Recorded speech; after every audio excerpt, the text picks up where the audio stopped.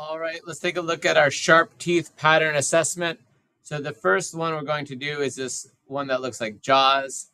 We're going to introduce a cone to the work plane. We're going to duplicate it, shift, drag it out 10 millimeters to the right, raise it 10 millimeters off the work plane, and then flip it upside down. Let's go ahead and get started here, get a good view. Drag out the cone. I'm going to zoom in a bit here. Now it says duplicate, so I'm going to click on it, Control D. You could also click the duplicate button. I'm going to hold down Shift. If I hold down Shift when I'm dragging it, it will only keep it in line with it, which is really nice, so you don't accidentally move it. It says drag it 10 to the right, lift it up 10, and flip it over. Okay, so it's up 10 now. We want to drag this, flip it over.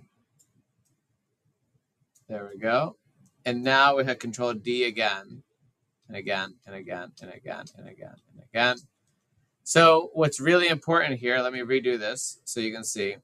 When you are duplicating it, you really only have one chance. So you can Control D, duplicate it, Shift. You only have one chance to make your changes. Otherwise, you will lose that opportunity. So now that I've made my changes, I cannot click off of this because if I do, I won't be able to continue to duplicate. So go ahead, click Control D to keep your pattern going.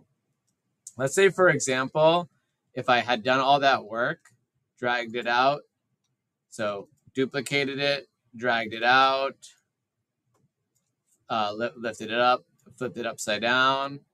If I had done all that and then I clicked off of it, I can't continue that pattern. It doesn't work. It only works if you do the whole thing.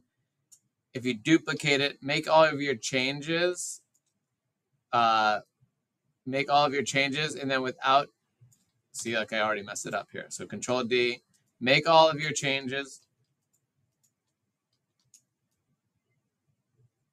and then without doing any other changes, continue Control D.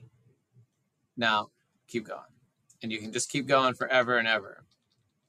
Make sure to get some good screenshots on there this way. And then from the side. And then from the top. So I can really see that they're perfectly lined up. Next, diagonal spikes. Let's go ahead and do the next one. So bring the cone back out. And it says, duplicate it, shift, drag it out 12 millimeters and raise it 5 off and continue with your duplications. So Control D. Now I'm going to shift, move it out 12 and then up 5. And then don't click on anything, don't do anything, just hit D again and keep going. And look, there you go. You get your diagonal cones. So now you're done. So go ahead and get some good screenshots, get a really good one from the side. Get one from this way so I can see that line, and then get one from the top so that I know that they're perfectly lined up like that. And then finally, the last thing I want to mention is for the next lesson with the staircase, you're going to be making your stair from a cube like this. You're going to be using that same strategy here. So Control D, lift it up 2, drag it, shift, drag it out a bit, rotate it a bit, however you want, and then Control D again to make your staircase. The relationship between how far out it's dragged and how much it's turned will determine how your staircase goes. So just hold down D to get it all the way up to the top. And then once you get it all the way up to the top, go ahead, drag up another square, build a house that this staircase will go to, using that same strategy of the Control D.